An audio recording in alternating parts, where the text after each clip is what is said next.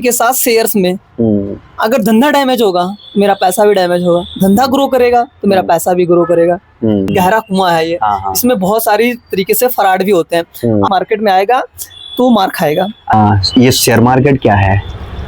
Share market एक ऐसी जगह है कि मतलब इसका मतलब ये होता है कि जैसे किसी के पास कोई कंपनी है, अगर उसको अपना धंधा चलाना है जिसमें 10 करोड़ 12 करोड़ रुपए लग रहा है, तो मतलब एक हिस्सेदारी का बिजनेस है कि हम कुछ पैसा उसमें कंपनी में डाल के उस कंपनी के हिस्सेदार बन जाते हैं। तो इससे क्या फायदा होता है कि किसी इंसान को उस कंपनी के शेयर्स मिल जाते हैं कम पैसे में, और उस कंपनी को बहुत सारा पैसा मिल जाता है बहुत अलग अलग लोगों से। मतलब हम एक छोटी भाषा में समझे तो एक इंसान से 1 लाख रुपए लेना थोड़ा टफ है, लेकिन 1 लाख लोगों से 1-1 रुपए लेना थोड़ा इजी है। तो जस्ट लाइक शेयर मार्केट ऐसा ही है कि बहुत सारे लोगों से सिर्फ 1-1 रुपए लेता है वो। अच्छा, ये जो कंपनियां चलती हैं शेयर मार्केट के पैसे से चलती हैं, तो ये कंपनियों के पास जो पैसा जाता है तो ये कंपनियों के पास डायरेक्ट जाता है या इंडिविजुअल के पास ही रहता है? देखो, कंपनियों के पास जाता है और कंपनी में होते हैं डायरेक्टर्स। जैसे प्राइवेट लिमिटेड कंपनी है, कंपनी में जैसे शेयर्स होल्डर होते हैं। इसे कंपनी का जो प्रमोटर है कितने % शेयर होल्ड करके रख रहा है। अगर वो 50% शेयर होल्ड करके रख रहा है, बाकी 50% शेयर पब्लिक है, तो 50% किसी के पास 1 लाख शेयर है, किसी के पास 10 लाख शेयर है। डिपेंड अपॉन करता है कि कंपनी कितने लाख शेयर अपना पब्लिक कर रखा है। तो अगर जैसे जो 50% शेयर तो वो ओनर के पास है, और बाकी जो पैसा कोई 10,000 शेयर ले रहा, कोई 20,000 शेयर ले रहा, वो कंपनी के पास जाता है। वो कंपनी अपने बिजनेस एक्सपेंशन में लगाती है, मार्केटिंग में लगाती है, R&D में लगाती है, नए प्लांट लगाने में लगाती है। इन सब चीजों में कंपनी पैसा अपना लगाती है। वो डिपेंड करता है कि जो उसका बोर्ड ऑफ डायरेक्टर है या फिर उस कंपनी का ओनर है वो कितना लॉयल है अपने कंपनी को लेके, या फिर उसका विजन क्या है।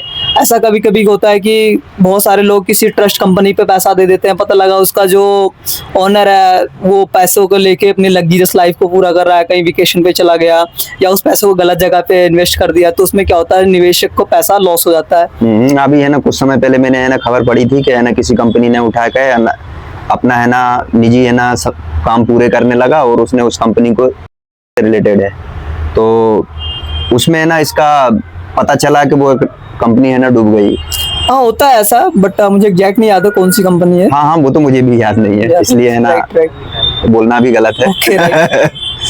अब जैसे मेरा सवाल उसमें ये था कि ये जो कंपनियों के पास पैसा जाता है, कंपनियां इसको यूज करती हैं वो तो ठीक है, यदि ये कंपनियां बर्बाद होती हैं तो इससे है ना आम आदमी पर क्या फर्क पड़ता है? देखो, अब आम आदमी का मतलब ये फर्क ये होता है कि हमने एक धंधा चालू किया है किसी के साथ शेयर्स में। अगर धंधा डैमेज होगा मेरा पैसा भी डैमेज होगा, धंधा ग्रो करेगा तो मेरा पैसा भी ग्रो करेगा। वो डिपेंड करता है क्योंकि उसमें सब कुछ लीगल होता है कि हम अगर हम कोई शेयर्स खरीदते हैं हमारे पास कॉन्ट्रैक्ट नोट आता है, बाकी जो टैक्स खरीदने के शेयर खरीदने के प्रोसेस होते हैं उसमें हम टैक्स देते हैं गवर्नमेंट को। CDSL NSDL के पास हमारा शेयर स्टोर होके रखा जाता है। तो मतलब शेयर्स का मतलब ये है कि हम दोनों मिलकर धंधा चालू किया, अब धंधा चल गया तो दोनों का प्रॉफिट, धंधा लूज हुआ तो दोनों का नुकसान। बट इसमें जो रिटेल इन्वेस्टर जो पैसा थोड़ा लगाया है, क्योंकि जो मतलब इंस्टीट्यूशनल इन्वेस्टर्स होते हैं या जिनके पास हैवी शेयर्स होते हैं उनको उतना ज्यादा लॉस नहीं होता है। छोटे मोटे इन्वेस्टर्स का ही पैसा होता है जो 10 शेयर 50 शेयर 70 शेयर ऐसे लेते हैं, उनका लॉस होता है। अच्छा, जो बड़े बड़े जो शेयर होल्डर होते हैं जो ज्यादा लेते हैं उनका नहीं होता? उनका देखो इसमें क्या होता है ना, शेयर मार्केट एक बहुत बड़ा मतलब गहरा कुआं है ये। इसमें बहुत सारी तरीके से फ्रॉड भी होते हैं। आप समझ लो कि ये मान लीजिए मेरा फोन है, मेरा फोन किसी एक पर्टिकुलर कंपनी का है। आज इस कंपनी के शेयर्स में खरीद ले 10,000 शेयर खरीद ले 10 रुपए में। अब मुझे पता है अंदर से उसे बोलते हैं इनसाइडर ट्रेडिंग, जो कि इलीगल होता है। हमको ये पता है कि इस फोन के दाम में या फिर कुछ इंटरनली में गवर्नमेंट की स्कीम हुई आ रही है, या फिर कंपनी के बोर्ड ऑफ डायरेक्टर से हमें कुछ ऐसी इन्फॉर्मेशन मिल गई यार आने वाले टाइम में इस फोन के प्राइस बढ़ेंगे। आज मैंने 10 रुपए का शेयर 10,000 खरीद लिया, और आने वाले 10 दिन बाद शेयर की प्राइस 10 रुपए की शेयर की प्राइस हो गई 20 रुपया।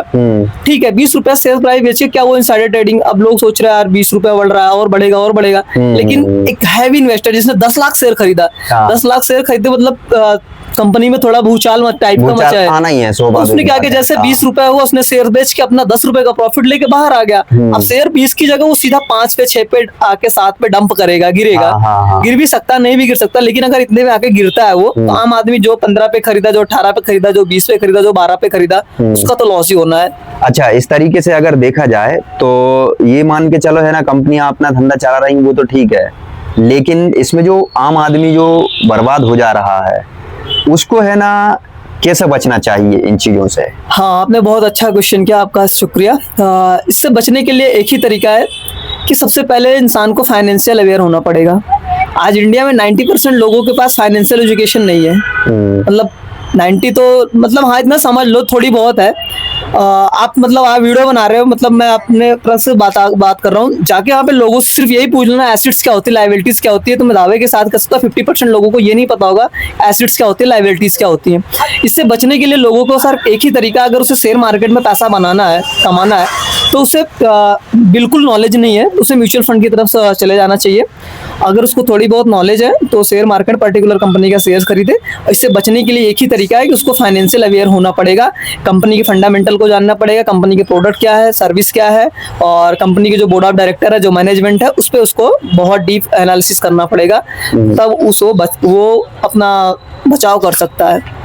अच्छा, ये जो जितनी भी कंपनियां हैं इनमें टॉप की कंपनियों को ही लोग है ना प्रायोरिटी देते हैं, वो ऐसा क्यों करते हैं? देखो, टॉप की कंपनियां जो हैं, जैसे सेंसेक्स हो गया, निफ्टी 50 हो गया, सेंसेक्स में टॉप देश की 30 कंपनियां आती हैं, लार्ज कैप कंपनियां होती हैं, जैसे रिलायंस, HDFC बैंक हो गई, L&T हो गई, और बहुत सारी कंपनियां हैं।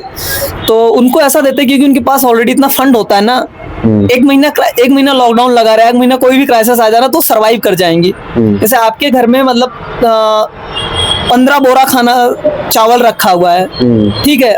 अब आपके मतलब आपके घर में 10 दिन, 15 दिन, 20 दिन, 40 दिन, या फिर 1 महीना, 4 महीना, 6 महीना लॉकडाउन लगा रहा है, कोई फर्क नहीं पड़े, क्योंकि आप घर में 15 बोरा चावल रखा हुआ है। लेकिन वहीं पर जिसके पास 5 किलो, 10 किलो, 12 किलो, 13 किलो, उसके पास क्या होगा, उसको प्रॉब्लम आएगी सर्वाइव करने में। तो जस्ट लाइक ऐसे होता है, ये सब लार्ज कैप कंपनी, उनके पास करोड़ों डॉलर, मतलब करोड़ों की कंपनियां होती हैं, 10,000, 20,000 करोड़ की कंपनियां होती है। जो छोटी मोटी कंपनियां 100-200 करोड़ की होती है, इनको थोड़ा सर्वाइव करने में प्रॉब्लम आती है, इसलिए इनको लोग बोलते हैं यार स्मॉल कैप कंपनी है, पैसा डूब सकता है, बन भी सकता है।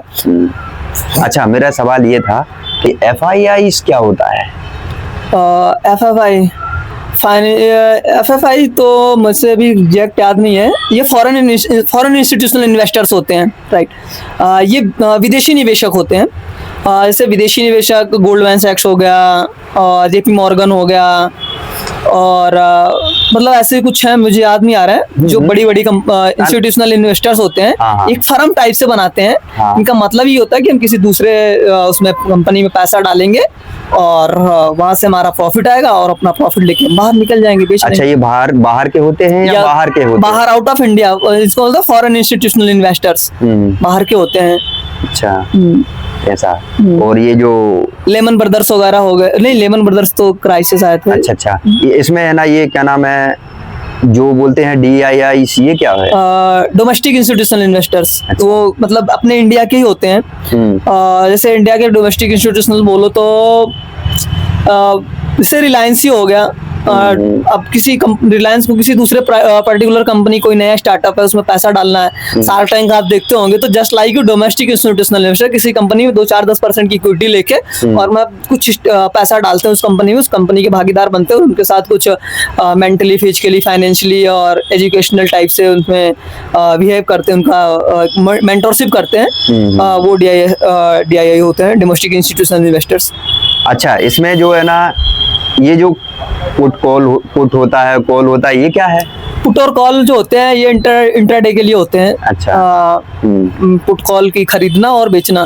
अब इंट्राडे में क्या होता है कि सेम डे बेचना होता है उसको। अच्छा। शेयर्स को मॉर्निंग में, अर्ली मॉर्निंग मार्केट को खुल जाता है 9:15 पे और 3:30 पे ऑफ हो जाता है, बंद होता है। तो उसमें पुट और कॉल में क्या होता है, उनके पास कुछ ऐसा डाटा होता है, जैसे 10 लोग हैं, 10 लोग को बोल देंगे ये पर्टिकुलर शेयर खरीद लो, 10 लोग को बोल देंगे पर्टिकुलर शेयर बेच दो, तो दोनों में से एक तो ही होएगा, या तो बिकेगा या तो खरीदा जाएगा। तो जिसको खरीदा गया उसको फिर से रीच करते, देखो मैंने आपको बताया था कि आप मेरे सब्सक्रिप्शन ले लो, मैंने आपको बताया था ना इससे प्रॉफिट हुआ है, सब चीजें हुई, और जो इनका लॉस हो उनको छोड़ देंगे।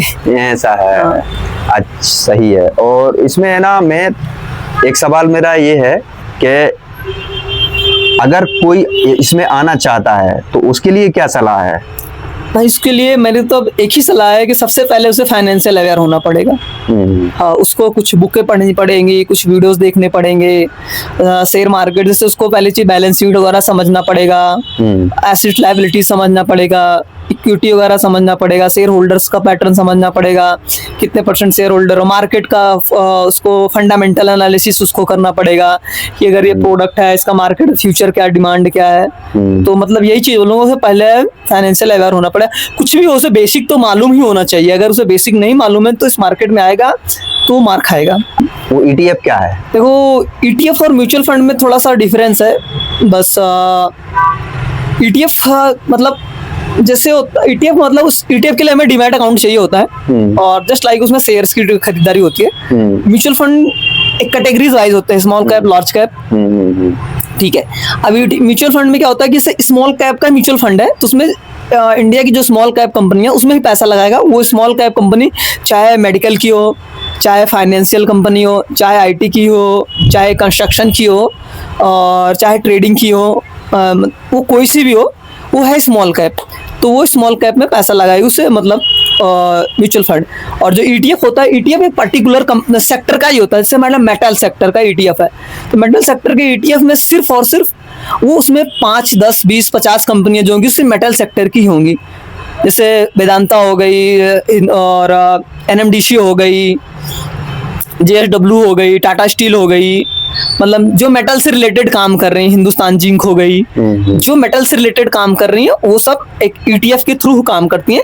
इससे ये फायदा होता है कि मान लीजिए मैंने वेदांता के शेयर 600 रुपए है, सपोज दैट मानो, हम वेदांता के शेयर्स नहीं खरीद सकते, तो सारी कंपनी मिलकर कि सब लोग जो मेटल की कंपनियां मिलकर एक ETF बनाती हैं। वो तो नहीं बनाती, मतलब ETF बनता है, तो हम उस कंपनी में से मान ले 10 रुपए 50 रुपए ETF चल रहा है, हम अपना 50 रुपए उन 5 कंपनियों में हमारा पैसा डाइवर्सिटी हो जाएगा, 5-5, 10 रुपए चला जाएगा। मान लीजिए वेदांता ने लॉस किया तो JSW उठ जाएगा, टाटा स्टील उठ जाएगा, NMDC उठ जाएगा, सेल उठ जाएगा, ऐसा करके ETF का जो मैनेजमेंट जो समिति है वो इस पैसे को है ना संभालती है। वो मतलब अगर IT का ETF है तो उसमें IT कंपनियां रहेंगी, मेटल का ETF है तो मेटल रहेगा, पेट्रोलियम की कंपनी ETF है तो पेट्रोलियम ही रहेगा, बट अभी सब पेट्रोलियम का नहीं है, मेटल का ETF है अभी। मेटल का ETF लॉन्च हो गया है, ICICI ने मेटल का लॉन्च किया है। अच्छा, और चलो अपना नाम बताओ। मेरा नाम राम सिंह है।